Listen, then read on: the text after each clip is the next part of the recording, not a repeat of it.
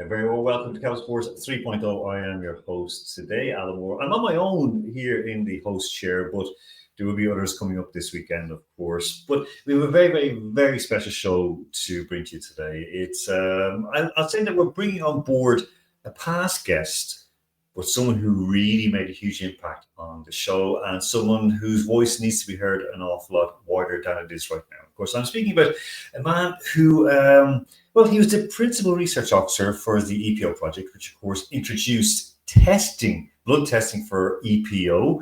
He'll explain that in one moment. At the Sydney Olympics back in 2000. I'm delighted to welcome into the studio Mr. Robin Parisotto. Robin, first of all, welcome to the show. Second of all, what is EPO? Thanks for the invitation, Alan. Okay, for the unfamiliar people unfamiliar with blood doping, there's a variety of ways you can achieve that or facilitate that. One is either through simply a blood transfusion, and the other one, which became more a favourite with the cheats, was the introduction of a drug called EPO, basically, which is a drug which stimulates the production of red blood cells in the bone marrow, which then spill out into the circulation and increase your hemoglobin levels, which therefore can increase your oxygen carrying capacity. And that drug became de rigueur in the late 1980s and has since had a very infamous history, as we know, particularly for those that can remember as far back as the Festina affair. That's when it really exploded. And it became fairly evident that it was a drug that was used pretty well much by the whole peloton. So, we of course, by Festina, that's of course the old cycling team, and by peloton we refer to cycling, of course, and of course we do know that there were associated deaths related to EPO use, or I should say abuse. Two questions before we move. Two questions before we move on, Robin. Sure. First is medically, what is and should EPO be used for? And secondly, how prevalent was it in cycling, say in the 80s, 90s, and of course 2000s? Because we do know that, for example, Lance Armstrong, a cancer survivor, took it. Yes. Primarily, it's a drug given to people who are anemic, in the sense lack hemoglobin levels in their blood, and the primary cohort targeted for the use of EPO were people with renal failure, because EPO is produced in the kidneys. So the consequence of having kidney issues or kidney disease or kidney failure is a failure to produce, or a much reduced capacity to produce EPO, and therefore the ability to produce red blood cells, and therefore you become anemic, which does, it's not conducive for a very healthy lifestyle, and can be and has a high morbidity unless it's actually treated. In the previous days, it was treated with blood transfusions when required. Prevalence in the 80s, pretty well, it was widespread. I remember going to a EPO workshop hosted by the U.S.U.R.A back in 1999, and they showed us some graphs. I haven't got them right here in front of me, but I certainly recall that the average hematocrit, which is essentially a ratio of red blood cells to plasma in the blood, and it was the hematocrit test, which was, a test used by the U.S.U.R.A in the early days to get a handle and in some way try and control the amount of blood doping that was going on. But the normal hematocrit for a male athlete is around 45 to 48, let's say, percent. It's actually a ratio. In those days, in the 80s and 90s, the average hematocrit was running at around 60, which is, like 25 to 30% more than what is regarded as normal. And that was pretty well much, I can't say exactly what percentage of the peloton that entailed, but it was certainly a large percentage of the peloton were riding around with hematocrits of 55 and 60, and famously Marco Pantani, he was caught once with a hematocrit of 63 or 64 or something like that. Now the dangers of running around with a hematocrit of plus 50 or plus 60 is that you have essentially a circulation which is akin to oil, sludge. And consequently, there were a lot of unexplained deaths in the late 80s, early 90s. And I expect, or I don't expect, but I suspect that it was primarily due to the uncontrolled use of EPO. So, what some athletes probably thought, a little bit did wonders, and how much more can I perform if I actually use a lot of it? And unfortunately, a lot of athletes paid the ultimate price with that sort of reckless attitude. So there was a wave of deaths in the late 80s, early 90s, up probably 15 or 16 or so. And then there was a second wave in the early 2000s when the second generation of the EPO drugs came out,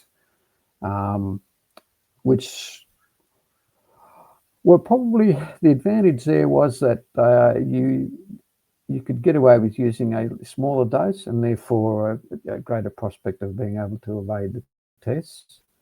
And also there were less injections. So with the initial EPO drugs, it was a drug that you needed to inject 3 to 4 times a week. With the new drugs, it was only once a fortnight. So there were great advantages in the new generation of drugs, but unfortunately, it still had a devastating effect, in particular for young cyclists. I found in that second cohort, there were probably 10 or 12 that were anecdotally linked to sudden death because of uncontrolled EPO doping.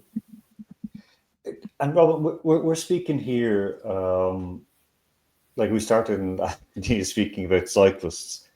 It's not only cyclists, of course. We do know that for a fact. I mean, there's been athletes who've been popped, like track and field athletes who've been popped for it. It does seem to be more of a stamina thing.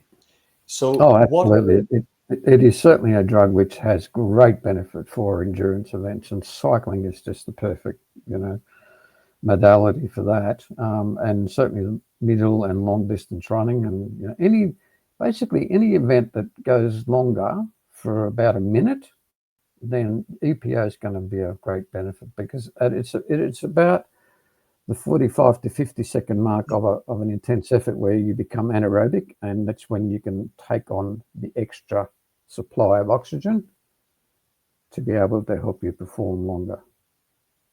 Okay, so basically we're talking so it could be anything over Rowing, 100 meters. team sports, swimming over 100 meters, canoeing, kayaking, anything that has an aerobic component that lasts more than a minute.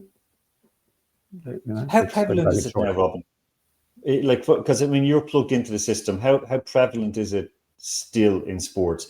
EPO or a variant of EPO or a parallel of EPO? Look, it's hard to say. Unfortunately, I'm not sort of plugged into the system anymore. And going off of the anti-doping data, there's very few athletes that are now caught for EPO doping or blood doping per se, compared to the early days, of course. The athletes have become more educated or more sophisticated in the way that they carry on their doping. And with blood doping these days, it's very much a controlled process, in that the athletes are actually dosing in very much smaller quantities and building up their blood levels over a longer period of time. And the reason for doing that is that with the introduction of the blood passport, that gives very few signs that there's anything suspicious going on, and you can sort of titrate your dose that sort of fits in with your normal biological levels, and so it's become more difficult to detect the doping. I think it's still as prevalent. It's just more controlled. But I also believe that because it's more controlled, the benefit realized from such small doses is also less. And that's probably why we're not seeing the consequential plethora of world records in many events, because that sort of stimulus was taken away when the blood passport came in. The world records were being set fairly regularly up until about 2010, and then since then the records have sort of stabilized a little bit, simply because they're just more adept at controlling their dosage. That's a very, very good point, because it's something that we're going to just mention now in a moment. I just want to go back to one kind of a question I have for you, and I'm just going to show you a headline. This is something that I followed at the time from 2019, because I was obviously working, covering this and writing about it. And one that really blew my mind, because it sounded believable. It sounded very, very believable. Was the kind of the not nice case of Ophélie Claude Boxberger. Now, who is she? People say, like, what's the story with her? Well, she's a young French runner or a youngish French runner who failed for an EP, or failed a doping test for EPO back in September 2019. Now, she was then said, okay, she couldn't miss the Tokyo Olympics. Okay, doesn't make a difference because the Olympics were put back and so on. But she had said that she was innocent. Okay, so she told the AFLD, which is the French anti-doping agency, that and she said that her father-in-law and her assistant Alain Flacus had injected her with EPO without her knowledge. Okay, so basically that was the argument, that there was going to be a maximum punishment, because the French are quite strict on this, of 8 years, but she got a backdated sentence which ended in 2021. So it was a very, very strange one. Wow. Could you? I mean, this is serious. This is a very, very serious case. So could you really, Robin, be injected unknowingly with this? This is not like a Bulgarian spy stabbing you with an umbrella on London Bridge. This is a bit more serious, because you're being injected with something that actually will help you as an athlete, not that will kill you. Yeah, look, I mean, quite obviously it's feasible. I mean, athletes have been duped before by coaches or by various people in their entourages, with supposed B12 injections and the like. And so unless you actually see the vial or the substance that they're injecting directly in front of you, you can be injected with anything. Like that's what bugs me. And a lot of people kind of at the time were saying, like, oh, she wouldn't do it. She's, this honest young girl, or well, she wasn't a young girl at the time. She was like, she's born in 88, so she wasn't a kid when all this broke out. And of course, she's the son. She is the daughter of the former distance runner Jackie Boxberger. So, even though she was very much how to say, she was a kind of golden girl in a sense for French athletics. Then she revealed about that, she'd had an affair with the doctor of the French team. Well, I mean, French people in affairs, I mean, it's like laissez-faire. It's like you expect it of them, It's just like menage a trois is the French for well, two people together. But anyway, Robert, we're talking about that. Okay, so people can be unknowingly injected. We know that that's happened, especially kids. We know that from for example, East Germany. Well, exactly. That's a prime example. Yes.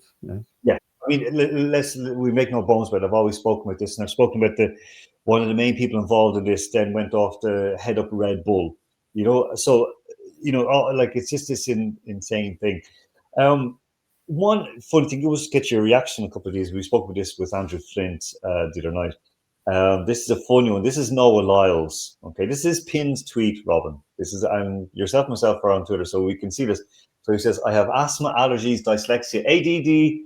I guess that's ADHD, anxiety, and depression. But I will tell you that what you have does not define what you can become. Why not you?" Now, as I said, this is a perfect recipe for the most brilliant TUE of all time. I mean, because basically whatever you want Absolutely. and type to high heavens, and of course he's running at world class level. So Yeah. fair play to him, like he's overcoming all these like bad things. So it's just like it's like in your face, and there you go. And then the next one, which I think is funny, it'll ring a bell for us. This is and again, I'm not picking on the US. This is worldwide, and we're going to mention Australia in a moment. And of course, Yeah. Ireland, we see it all the time. This is from a supporter, like a good Christian man, Mike Lewis from the States, and he said, "Would so enjoy seeing Sydney." Of course, we know who that is, the 400-meter runner. Break East German's Marita Cox 400-meter drug-produced world record of 47.60, set 3 weeks shy of 40 years ago. Okay, I call this in a way it's flag shagging, but it is like it's really going. They dope, we don't, so we must be better. But I Yes. mean, as you said, like this is a bit over the top. And of course, Sydney, she broke a US record at these World Championships in Tokyo. We've seen an awful lot of runners sprint away, including one of our own from Ireland. We've seen a lot of strange performances, a lot of standout performances. Can we believe what we're seeing? Can we believe that they're clean? Have World Athletics clean up their act? Or is this just even more nonsense? Yeah, look, I was watching them the other night, and the one thing that just really, really struck me, and I can't remember who the runner was, but it was one of the 400-meter heats, the male heats. And, it was a tough race. There were quite a few in the finish, and the actual guy that won, I mean, he wouldn't have blown out a candle. And I'm going, this is just not physically possible. You've got to be, struck. Everyone else was laid out flat on the track, and this one guy was just walking around as if he'd just walked down the street. And I thought, no, that's just not right. It's not normal. It's just not physically possible to not be heaving and breathing after a 400-meter race.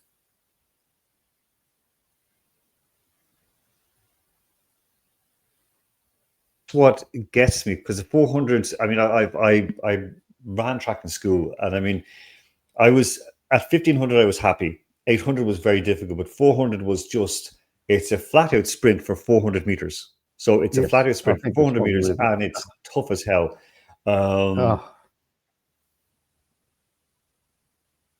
It's just incompatible. I cannot see how someone could complete a one-lap race at high intensity and not finish and show signs of distress. It's not possible. It's just not possible. That's it. Because you become anaerobic at around 45 seconds, and then from then on, you're starting to breathe and breathe and breathe, try and catch more oxygen. It's not possible that you've reached the end of the 400-meter race, and you just, wow. Exactly. And it's something that it's something that they want us not to believe. They want to stretch to believe. They want us to kind of just believe that no, this is normal. This is normal.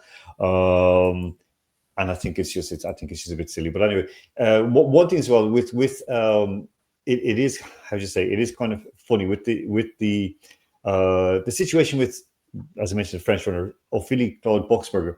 Now she really went to town on her former father-in-law, and she has blamed all of this, stepfather, excuse me, not father-in-law, stepfather, Alan Flackos, and said that he had abused her and so on, and that he was her former coach, her mother's ex-partner. Now he said no, that this has happened. This went on long and on, and I mean it was very much out in the open in France, and I mean it was a messy thing. So I just have to add that was brought up at the time, and I mean there was lots of nice, soft pieces done about it. But again, you have to believe the victim. But this was all after she had been caught doping. This all flooded out. So it was a very. I remember at the time, a friend of mine from Ireland said, this smacks a little bit like Michelle Smith de Bruin, but not that she was well, she came through an extremely abusive system in Irish swimming, where we know there was, George Gibney is only one of many. We just lost Robin for a moment, but he'll come back. Yeah, sorry. So, Robin, of course, Irish swimming had like a history of sexual predators. So we're not like it's not to minimize what could have happened. So just put that on the record that what Ophelia said, there were a lot of people who said that's not true. And of course, Michelle Smith, she came through that horrible system in Ireland, was almost broken by it. So that's the reference I make on that.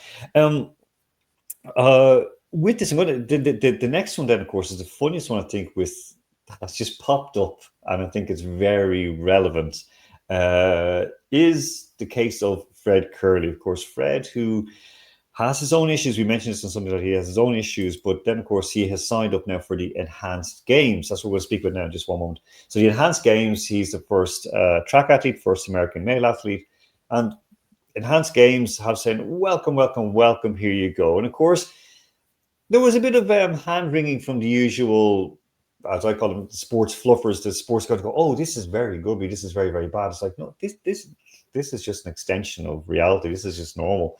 And of course, then Fred himself put up one that I think it blew me away. And I kept laughing when I saw this morning. So it's like, he makes no bones about it. I mean, that's the whole thing. It's like, so what? I mean, I was like, I for one, like this is like the guy, what you call it, Kent Brockman from the Simpsons. I for one welcome this. Like, why not let him? Like, if he wants to laugh at everyone, let him laugh at everyone. I mean, it's quite a serious case. Robin, where are the Enhanced Games going to take us? Because they won't have no controls. There will be controls. There will be some sort of safeguards put in, but is this the way of the future? And are World Athletics really quaking in their boots right now? God.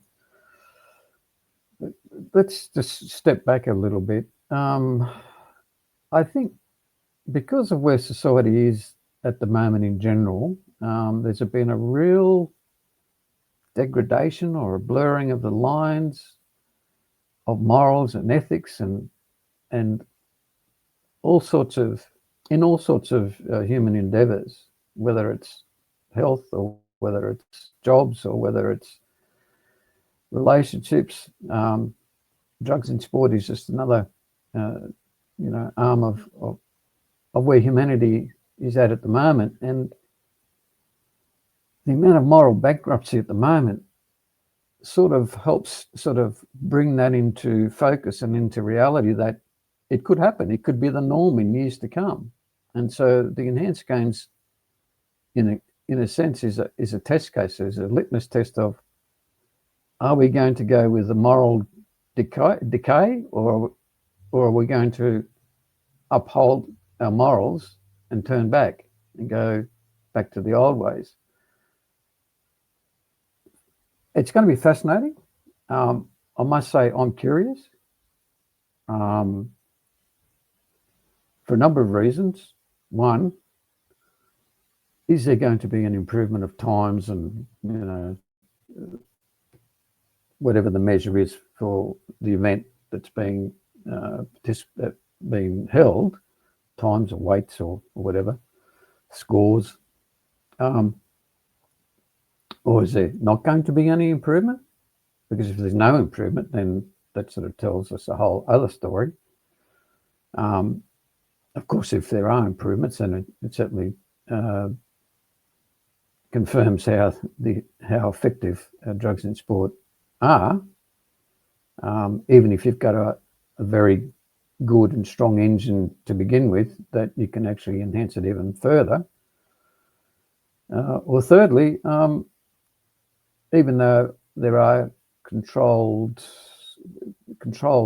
on the athletes, but I'm not entirely sure what those controls are, whether they're just doped under medical supervision or they are only allowed to dope to a certain threshold with regards to, say, hematocrit or testosterone levels or growth hormone levels. Whether there's going to be any, outcomes in terms of side effects to the athletes, whether they're immediate or whether they're medium term or long term.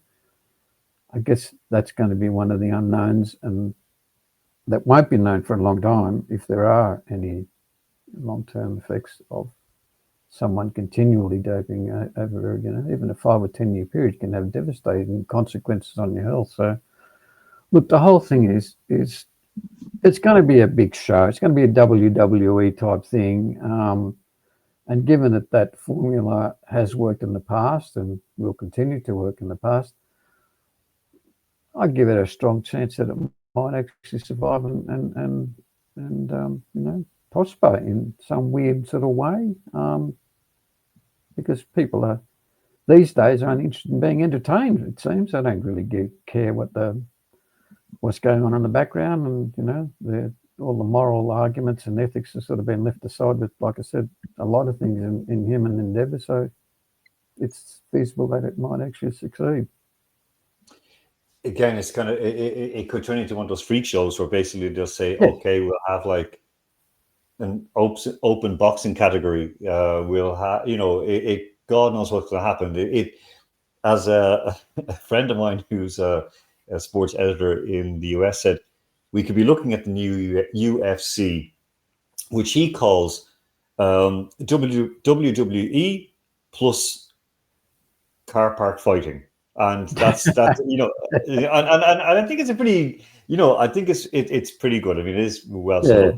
up. We had an equivalent in Australia called tent boxing when around Australia the annual shows in the various towns in the outback would have their shows, and part of the, I guess, entertainment menu was tent boxing, where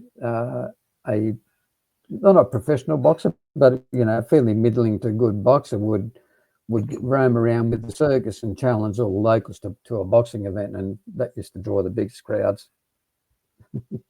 So could have that sort of flavour to it, or attract those sort of people, who are only interested in the spectacle and bugger everything else. Exactly.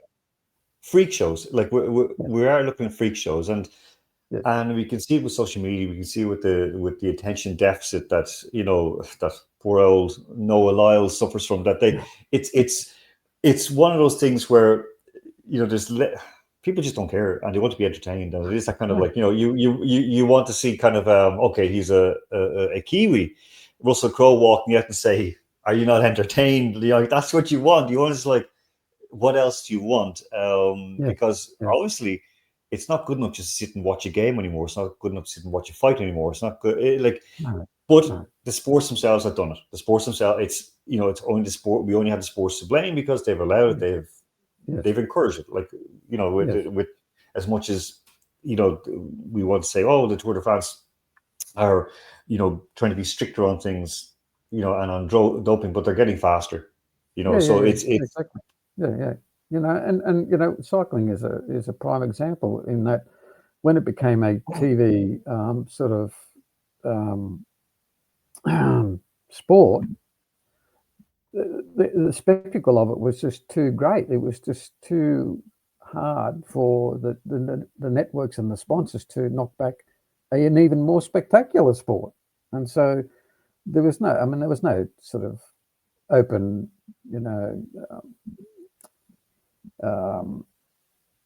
support of doping, but certainly there was a lot of background noises to say, look, amp this up a bit because this is really good for our ratings, and our sponsors love it, and blah blah blah. And so there's a whole ecosystem which is involved in doping, and it's not just the athlete and maybe a trainer or an influencer or a strategist or whatever. There's a whole team that comes on board, and then you got the corporate sides of things, and then look, And as we know, there's been a political dimension to it also in the past. So it's a big, all-encompassing problem, and it will never be solved.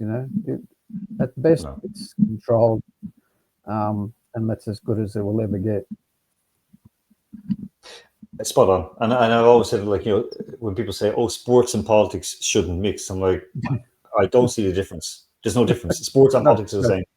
no, Like, no. we see it with. We'll go back on just a slight aside. Russia, for example, being frozen out of world sports, it Yes, really started 2015 yes, over the doping scandal. yes. Fair enough. 2022 Yep. was amped up. Good. We were on air like a few days later when all the bans are being announced. We're like, great. We were actually speaking with representatives of the Russian Football Federation at the time, and they were like, no, look, and personally, I took part in these discussions, so I know what was going on, Right. and they were happy. They weren't happy that the teams couldn't compete and so on, but the other Yeah. way they're going, it's going to be safer. We're not going to get Yes. some nutcase coming up and stabbing us. Yes. Then we see what happens with Israel. Do what you want, and Yeah. and for me, again, it's just a matter of security and safety. But Yes. politics won't let Yes. it be like that. No, certainly not. That's it. There's, Well, there's, listen, there's too much. There's too much at stake these days. yeah, huge, exactly. Robin, before we finish up, just want to ask you one thing. Yes. There'll be people who are watching this, and they'll kind of, and I explained it to a couple of former colleagues, sorry, that when they said, "What's doping?" and I said, "Look, doping, we see it. You walk around the city, you see it. You see it in women's faces. You see it in how men look with the hairline, with so it's always kind of like trying to improve, trying to be better, trying to filling that void in yourself, or to try and get a better job. Or, for example, a 50-year-old female newscaster realizes that she has to get something done Yeah. because there's a 30-year-old who's waiting to take her place, so she needs to look Yes. younger. Yeah. It just someone out there who's like looking, thinking like, do you know what? I'm going to the gym. I need to get some extra gains. Is it worth it? Should I do it? Robin, is it worth it? Should they do it? For example, take EPO, to take one of the other countless. I would term them damaging, but you're the expert. So, is it worth it? Look, it's the old risk reward behaviour. If you feel that the risk you're taking is going to be worth the reward, then you're going to sort of err on the slightly unethical, slightly immoral side. And then if you then tap onto that, the huge